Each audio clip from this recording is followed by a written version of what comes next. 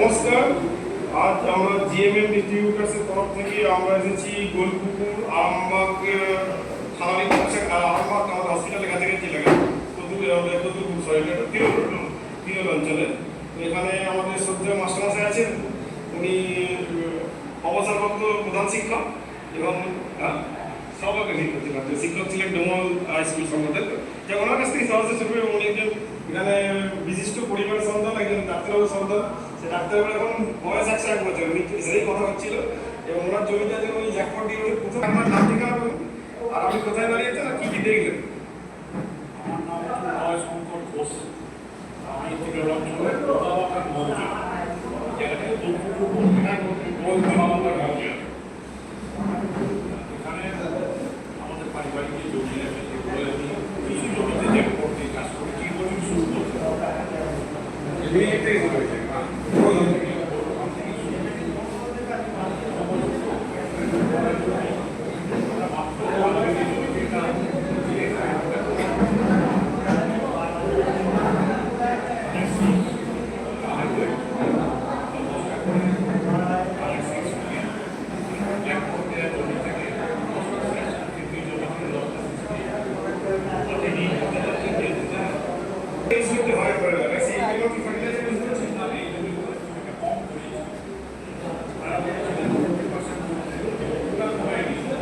South হয়নি, এটা হলো কম বলা যাবে কিনা।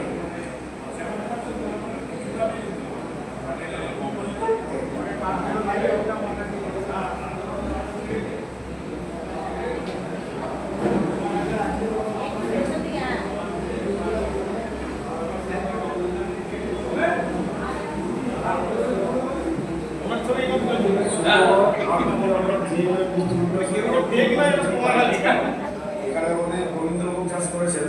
তো প্রথম বছর উনি এটা এই জমিটা যদি জ্যাকপট করা হবে শুধু আমাদের নির্মলা একটিভিটা গোল্ড যেটা দানা, সেই দানাটা বড় করে যায় যে এই দানাটা ইউজ হয়েছে। আপনার ধান এখন করেন এবং আপনার অনেক উঁচু জমি এটা এবং হাওয়া আপনার অনেক ঢাকা থেকে আমার এটা ঢাকা কথা, তাই তো? উত্তর থেকে দক্ষিণে যাচ্ছি। ঔষধ বলেন আপনারা, চলতি ভাষায় ঔষধ বলেন।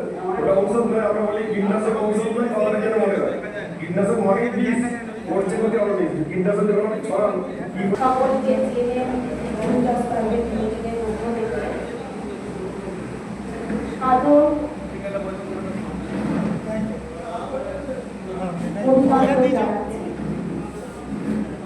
আজ প্রতি বছরের ন্যায় 30শে মে 2025 আমরা এখানে সকলে উপস্থিত হয়েছি জিএনএম প্রাইভেট লিমিটেডের আহ্বানে, একই ছাদের তলায়।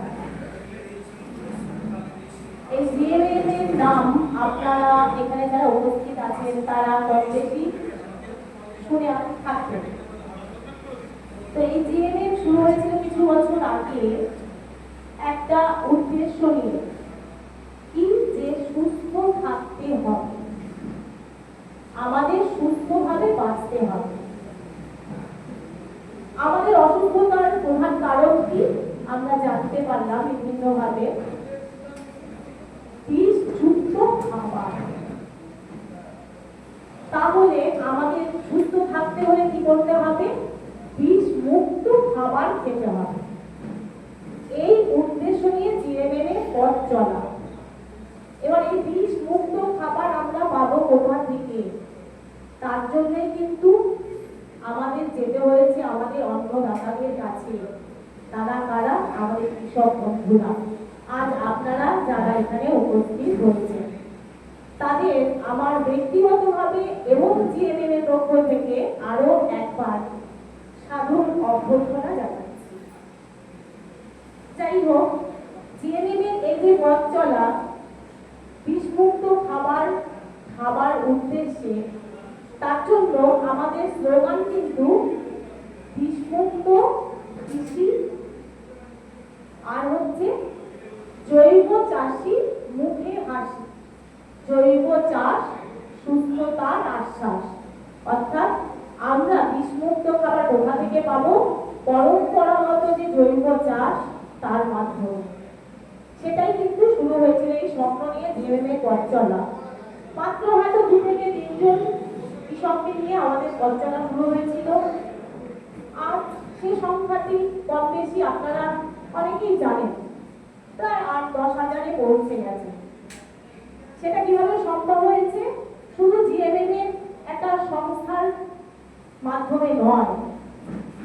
জিএমএম কি করে? স্বপ্ন দেখে, স্বপ্ন দেখায়, কিন্তু স্বপ্নটা বাস্তবায়িত কারা করে? আপনারা, অর্থাৎ আমাদের কৃষক বন্ধুরা। জিএমএম এর কিন্তু ব্যক্তিগতভাবে এই স্বপ্ন পূরণ করা সম্ভব নয়। তারা সেই স্বপ্ন কিন্তু পূরণ করে আমাদের কৃষক বন্ধুরা, আমাদের অর্থদাতারা। তাদের জন্যই কিন্তু এই আয়োজন। তো জিএমএম হচ্ছে একটা সংস্থা মাত্র, সেটা কিন্তু ব্যক্তিগত নয় আপনাদের। এখানে সবাই আমরা এর সদস্য। একজন 1 কাঠা যিনি চাষ করেছেন তিনিও আমাদের সদস্য, যিনি 100 বিঘে চাষ করেছেন তিনিও আমাদের সদস্য, যিনি 1000 বিঘা চাষ করিয়েছেন তিনিও কিন্তু আমাদের সদস্য। আমরা সবাই সদস্য, এটা কিন্তু ব্যক্তিগত নয়। জিএমএম এর উদ্দেশ্য কি? যে সকলের তরে সকলে আমরা, প্রত্যেকে আমরা পরের তরে, অর্থাৎ আমি বা আমরা ব্যক্তিগতভাবে কিন্তু ভালো থাকতে পারি না। সবাই যদি ভালো থাকে তবেই আমরা ভালো থাকবো। সেটাও কিন্তু জিএমএম এর একটা বিশেষ উদ্দেশ্য। তার জন্যই কিন্তু সবাইকে নিয়ে আমাদের পথ চলা। এবার এই যে জিএমএম এর পথ চলা, তাতে প্রধান ভূমিকা কারা গ্রহণ করে? আমাদের কৃষক বন্ধুরা। আমরা হচ্ছি একটা উপলক্ষ মাত্র।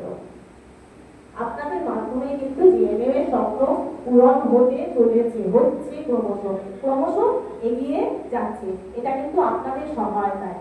আপনারা ছাড়া কিন্তু জিএমএম নেই, থাকতে পারবে না।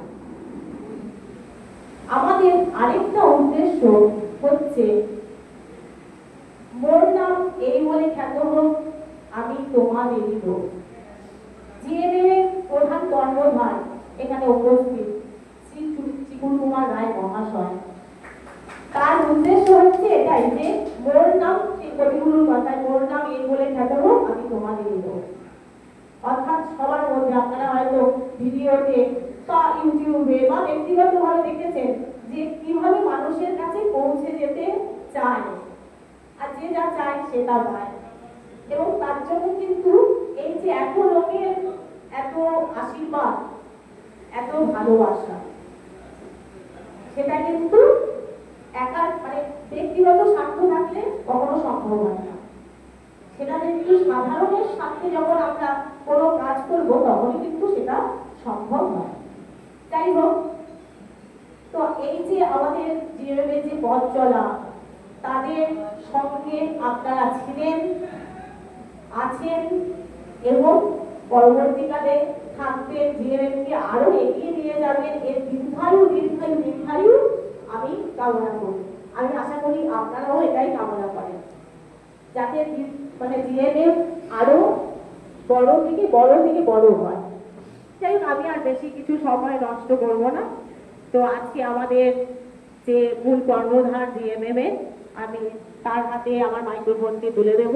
সকলকে আরো একবার অসংখ্য ধন্যবাদ জানাচ্ছি এবং প্রণাম জানাচ্ছি। সবাই কম বেশি এখানে যারা আছেন তারা আমাকে ম্যাক্সিমামই আমাকে চেনেন। এমন কোনো জমির আল নেই আমি চিনি না আর কি, তাই তো সৌরেন্দ্রবাবু? তো প্রত্যেকেই কম বেশি আমিও চিনি, ঠিক একদম যা আমাদের ম্যাডাম বলছিলেন, এইগুলোই আমাদের উদ্দেশ্য। আমরা চাই কৃষকের কল্যাণ, কারণ আমরা কৃষকের কল্যাণের জন্য 2015 সালে প্রথমে কাজ শুরু করেছিলাম। সেই কাজ আজ বাড়তে বাড়তে আপনাদের পাঁচজনের আশীর্বাদে, আপনাদের শুভেচ্ছায়, আপনাদের দোয়ায় আজকে অনেক মানুষের কাছে আমরা পৌঁছেছি। যেটুকু পৌঁছেছি সেটা হয়তো বিরাট কিছু নয়, একদম ক্ষুদ্র, কিন্তু আগামী দিনে আমরা আশা করি আমাদের এই বার্তা সকলের মধ্যে ছড়িয়ে দিতে পারবো। তো সেই বার্তা ছড়িয়ে দেওয়ার উদ্দেশ্যে আপনাদের সহযোগিতা ছাড়া এটা সম্ভব নয়, কারণ আমরা স্রোতের বিপরীতে হাঁটছি, আমরা একদম রাসায়নিকের বিপরীতে হাঁটছি। তার মধ্যে কাজ করতে গিয়ে আমরা বিভিন্ন বাধার সম্মুখীন হচ্ছি। আমাদের কাজ করতে গিয়ে বাস্তব মানে মাঠেতেও দেখা যাচ্ছে কখনো কখনো আমরা ফেলিওর হচ্ছি, কিন্তু আমরা জানি ব্যর্থতা সাফল্যের একটা রাস্তা। আমি যদি ভুল না করি আমি শিখতে পারবো না, কাজটা করছি বলে সেটাই হয়ে যাবে না, কাজ করলে ভুল হয়। আর ভুল করলে ভুলটা শুধরানোর একটা সংশোধনের জায়গা থাকে। আর প্রত্যেক মুহূর্তে প্রত্যেকটা কৃষক বন্ধু যারা বিশেষ করে আমার সাথে খুব ক্লোজ, তাদেরকে বারবার জিজ্ঞাসা করি বা তাদের সঙ্গে আমি জানার চেষ্টা করি, শেখার চেষ্টা করি, যেটা করলে কি হবে, এটা করলে আরো বেটার কি হবে। কারণ আমাদের প্রত্যেকের ধরুন আমরা যারা এই জার্সি পড়েছি, অনেকে জার্সি পড়াতে পারেনি, তো জার্সিতে আমাদের প্রত্যেকের পিছনে একটা কথা লেখা আছে, বিষমুক্ত কৃষি, ঋণমুক্ত কৃষক। কিন্তু কৃষকদের ধারণা বেশি ফলন হোক, বিক্রি না হোক, তাই তো? ফলন বাড়াতে হবে, খরচ যতই হোক, হাতে দাম পায় আর না পায়। কিন্তু আমাদের উদ্দেশ্য ফলন বৃদ্ধি করা নয়, আমাদের উদ্দেশ্য হচ্ছে তিনটে একদম পরিষ্কার লেখা, বিষমুক্ত কৃষি, ঋণমুক্ত কৃষক। কৃষকদেরকে ঋণের জাল থেকে বের করে আনা, বিষমুক্ত ভোজন, যে খাবারটা আমরা খাচ্ছি, আমি আমার ছেলে মেয়ে আমার পরিবারকে খাওয়াচ্ছি, সেই খাবারটা তো অন্তত আমরা বিষযুক্ত করবো না, বিষমুক্ত করবো। আর স্বনির্ভর দেশ, আমাদের দেশ যা কিছু আমরা রাসায়নিক সার কীটনাশকগুলো জমিতে দিচ্ছি, এগুলো সব বিদেশ থেকে আমদানি করা। সেদিনে বিক্লবাবু বলছিলেন 2 টাকায় কিনে 45 টাকা এমআরপি, জিএসটি অফিসার ধরেছে। যাক, আমি আর সেটা বিশদে যাচ্ছি না, আমরাও সব জানি। কারণ আমরা এই বিষের ফাঁদ থেকে বেরোতে চাইছি, ঋণের ফাঁদ থেকে বেরোতে চাইছি। কারণ এটা আজকে আমাদের ভারত সরকারের পরম্পরাগত কৃষি বিকাশ যোজনার অধীনে কাজ হচ্ছে। আমরা যা কিছু করছি এর পিছনে আমাদের কিন্তু একটা আগামী প্রজন্মের উদ্দেশ্য আছে। আমরা যা কিছু করছি সেটা হচ্ছে আগামী প্রজন্ম, আমাদের সন্তান সন্ততি, আমাদের আগামী প্রজন্ম, আমাদের মাটি, যে মাটির উপর দাঁড়িয়ে আমরা বেঁচে আছি, আমরা খাবার তৈরি করছি, সেই খাবার খাচ্ছি, সেই খাবারকে আমরা সুস্থ থাকছি। সেই মাটিকে যদি আমরা সুস্থ রাখতে না পারি, তাহলে আমাদের ডাক্তার সুস্থ রাখতে পারবে না। যার আমাদের শুধু জিএমএম এর উদ্দেশ্য ফসল উৎপাদন করা নয়, ফসলটা যেন আমাদের স্বাস্থ্যসম্মত হয়, খাদ্যসম্মত হয়, আমাদের খাবার যোগ্য ফসল হয়। এই ঘাস মারা দেওয়া ফসল আমরা চাইছি না, আমরা চাইছি ঘাস মারা বীজ না দেওয়া ফসল। কিন্তু সেটা করতে গেলে আমাদের যিনি বিজ্ঞানীরা আছেন তারা নিরলস প্রচেষ্টা করে যাচ্ছেন, যে আমাদের বাপ ঠাকুরদা যদি চাষ করে যে গিয়ে থাকতে পারেন, তাহলে আমরা কেন পারবো না? আমাদের ওখানে যারা বয়োজ্যেষ্ঠ কৃষক বন্ধু আছেন তারা দেখেছেন, তারা ছোটবেলায় তাদের বাবা মাকে ঘাস মারা ওষুধ দিতে দেখেননি, দেখেছেন? হাত তুলুন, কজনকে দেখেছেন বাবা মাকে ঘাস মারা ওষুধ জমিতে দিতে? দেখেছিলেন ছোটবেলায়? সমস্যার হ্যাঁ বা না বলুন, দেখেননি?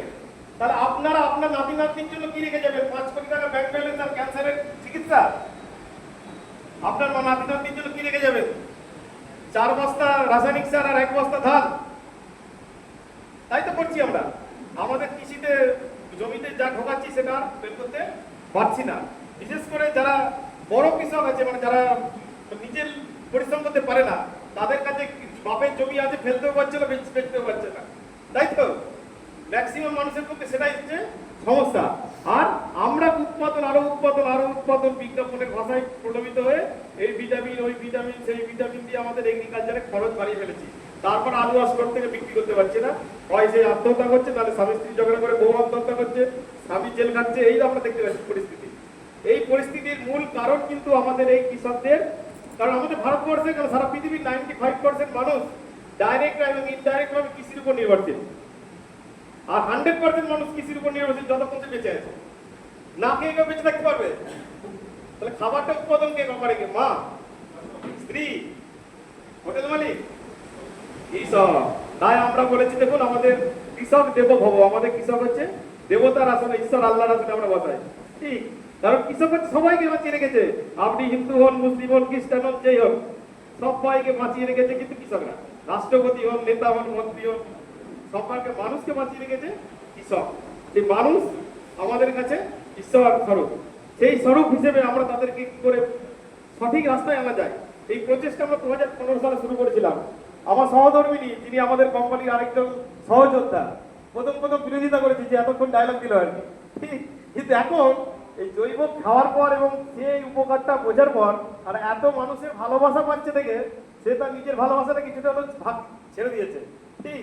আমি কিন্তু আজকে দক্ষিণবঙ্গ, উত্তরবঙ্গ সর্বত্র ঘুরে বেড়াই কৃষকদেরকে বোঝানোর জন্য। 2টো মাল বিক্রি করলাম, আমি তো অন্য কিছু বিক্রি করতে পারতাম না? ওষুধ বিক্রি করতে পারতাম তো? মানুষ বাঁচানোর ওষুধ করিনি, পারতাম।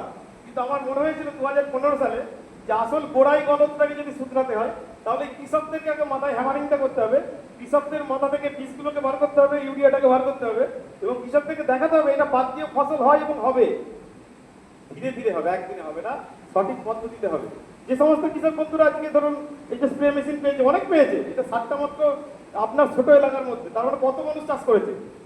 আচ্ছা, তারা কতজন স্প্রে মেশিন পেয়েছেন হাত তুলুন তো দেখি। এখানে স্প্রে মেশিন নেবেন আজকে হাত তুলুন দেখি। এসেছেন স্প্রে মেশিনের লিস্টে নাম আছে মাত্র 6 জন 8 জন। 7টা মেশিন কে দিয়ে যাবে তাতে? ও পিছনে ভাত হচ্ছে। আচ্ছা আপনারা চাষ করে লাভ হয়েছে না ক্ষতি হয়েছে? হয়েছে। বাহ। আজকে নতুন কতজন আমাদের এখানে আহ্বানে এসেছে? নতুন যারা কোনোদিন আমার মিটিং শোনেননি একটু হাত তুলুন। নতুন একদম নতুন, জোরে হাত তুলুন। আপনি জামা পড়া দিন, নতুন কি করে হবে? জামা পড়া দেখলে নতুন হবে না, নতুন তো জামা পায় না। যাক, যারা নতুন এসেছে তাদেরকে আমাদের অন্তঃস্থল থেকে আহ্বান এবং সাদর আমন্ত্রণ। আপনারাও এই বিষমুক্ত কৃষির লড়াইয়ে আজ থেকে অঙ্গীকার করুন যে আমি আমার পরিবারের ছেলে মেয়েকে অন্তত ঘাস মারা আর ঘাস মারা সঙ্গে কীটনাশক, যাকে আপনার ঔষধ বলেন, খাওয়াবেন না এবং নিজে খাবেন না। কারণ আপনার কিডনি খারাপ হলে আপনার পয়সা কোনো কীটনাশক কোম্পানি দেবে না, দোকানদারও দেবে না, আমিও দেবো না।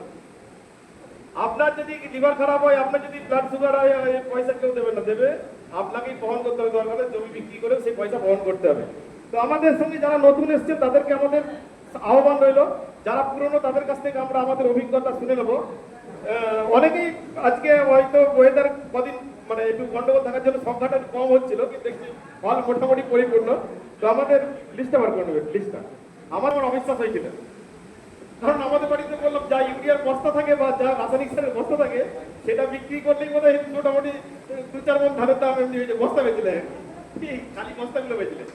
তো আমি তখন ভাবতাম যে এটাই একমাত্র রাস্তা, এছাড়া বোধ হয় চাষ সম্ভব নয়।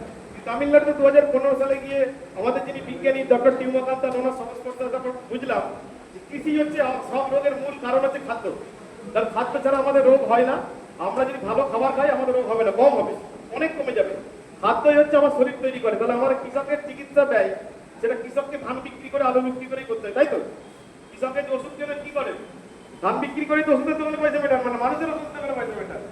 তার মানে আপনি যত কীটনাশক ব্যবহার করবেন আপনার জমিতে, সেই কীটনাশক কিন্তু মঙ্গল গ্রহে বা চাঁদে যাবে না। আপনার প্রতিবেশী, আপনার শরীর, আপনার পাশের বাড়ির শরীর, আপনার শ্বশুর বাড়ি, আপনার মামা বাড়ি, আপনার মেয়ের বাড়ি, সব বাড়ি থেকে পৌঁছে যাচ্ছে সেই কীটনাশক এবং বিষযুক্ত খাবারগুলো। এবং সেগুলো খাবার পর আমরা হাঁটু ব্যথা, কোমর ব্যথা এবং সর্বনিম্ন গ্যাস অম্বল দিয়ে আমাদের দিন শুরু করছি। এমন কোনো রুগী আছে যে গ্যাস অম্বল যারা বেঁচে আছে এখন? আছে? আপনাকে বলছি পিছনে আপনার মুখে হাত। গ্যাস অম্বল ছাড়া বাড়িতে রোগ আছে এখন? মানুষ আছে? নেই। তাহলে এর মেন উদ্দেশ্য হচ্ছে কিন্তু এই রাসায়নিক সার এবং কীটনাশক। কারণ এগুলো মানুষ যদি সশরীরে খেয়ে নেয়, ডাক্তারের বাবার ক্ষমতা নেই বাঁচাতে পারে। কিন্তু আমরা ধীরে ধীরে খাচ্ছি বলে বুকে বুকে পড়ছি। ডাক্তার, প্যাথোলজি ল্যাব সবাইকে পয়সা দেওয়ার পর আমরা মৃত্যুবরণ করছি। তো এই জায়গা থেকে আজকে কিছু কৃষক বন্ধুকে আমরা সরাসরি এখানে এখন আহ্বান জানাবো, ওনাদের বক্তব্য শুনবো। যারা চাষ করে, আপনারা রাজি তো? যারা বিভিন্ন জন বিভিন্ন চাষ করেছে তাদের বক্তব্য খুব সংক্ষিপ্ত আকারে।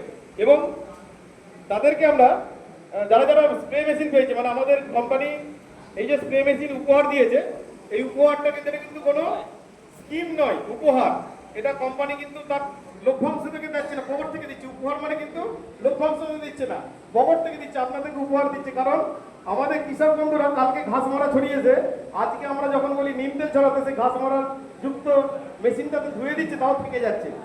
তাহলে আমাদের উনি বলছেন যে আমরা যেমন আমাদের বাড়িতে বাথরুম, ঠাকুরঘর, রান্নাঘর সব আলাদা আলাদা রাখি, আমরা যে স্প্রে মেশিন ব্যবহার করবো সেটাও যেন আলাদা আলাদা হয়। কারণ তাহলে একজনের যে জিনিসটি রয়ে যাচ্ছে স্প্রে মেশিনের মধ্যে, আমরা 100% সেটাকে ধুয়ে পরিষ্কার করতে পারি না, কিছু না কিছু তার সংস্পর্শে আমাদের রয়ে যায়। তো এই রয়ে যাওয়ার ফলে আমাদের দেখা যায় আমাদের কিন্তু সম্পূর্ণভাবে কৃষকের ফসল ক্ষতিগ্রস্ত হয়। তারা অজান্তে ক্ষতিগ্রস্ত হয়, তারা জানে না। বললো আমি একটা ওষুধ দিলাম, গাছটা দেখলাম 2 দিন আগে লাল হয়ে গেছে, হয়তো দেখা যাচ্ছে কিছুদিন আগে তাতে কোনো ঘাস মারা বা সবুজ মারা ওষুধ যাতে দেওয়া ছিল, ধুয়েছে, কিন্তু সম্পূর্ণ পরিষ্কার বা নির্মূল হয়নি, কিছু না কিছু রন্ধে রন্ধে রয়ে যায়। তো আমরা সরাসরি আমাদের পরবর্তী পদক্ষেপে চলে যাচ্ছি। আমাদের সাথে উপস্থিত আছেন আমাদের শ্রদ্ধেয় মাস্টারমশাই, যার ভিডিও প্রথমে আমি দেখাচ্ছিলাম। উনি এসছেন আমাদের তিরল থেকে, ওনাকে আমরা মঞ্চে ডেকে নিচ্ছি একবার আসার জন্য। উনি সামনেই আছেন, ওনাকে দিয়ে উনি এক ছোট্ট করে আপনাদেরকে একটু বলবেন উনি চাষ করছেন এবং অভিজ্ঞতা কি, জ্যাকপটের সাথে থাকার এবং জৈব চাষের অভিজ্ঞতা কি। তো সরাসরি মাস্টারমশাইকে ডেকে নিচ্ছি। ডাইরেক্টর, ধন্যবাদ।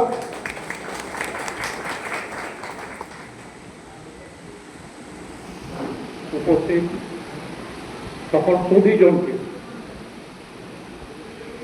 আমার পাশে যারা রয়েছেন, আমার সামনে যারা রয়েছেন, সবাইকে আমার তরফ থেকে অজস্র শুভেচ্ছা, ধন্যবাদ এবং ভক্তিপূর্ণ প্রণাম জানিয়ে আমার বক্তব্য আমি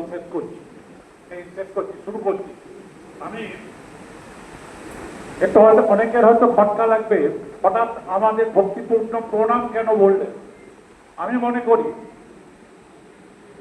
এই সমাজের সবচেয়ে বড় পেশা হচ্ছে কৃষক, কৃষিকাজ। কৃষিকাজই হচ্ছে সবচেয়ে বড় পেশা এবং সেই কাজের সঙ্গে যুক্ত মানুষরাই সবচেয়ে সম্মানীয় ব্যক্তি।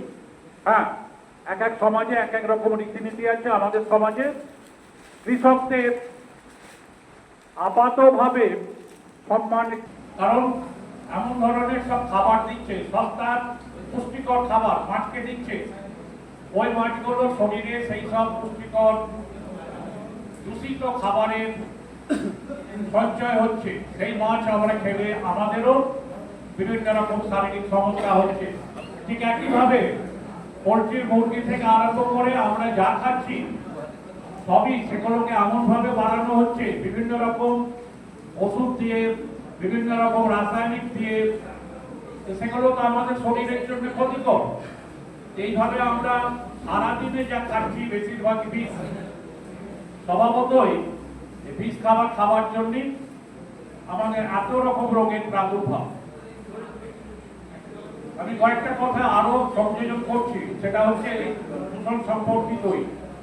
দূষণ তো আমরা কতগুলো দূষণের ব্যাপারে আমরা জানি, জল দূষণ, বায়ু দূষণ, শব্দ দূষণ, অনেকে মৃত্তিকা দূষণের ব্যাপারে জানি।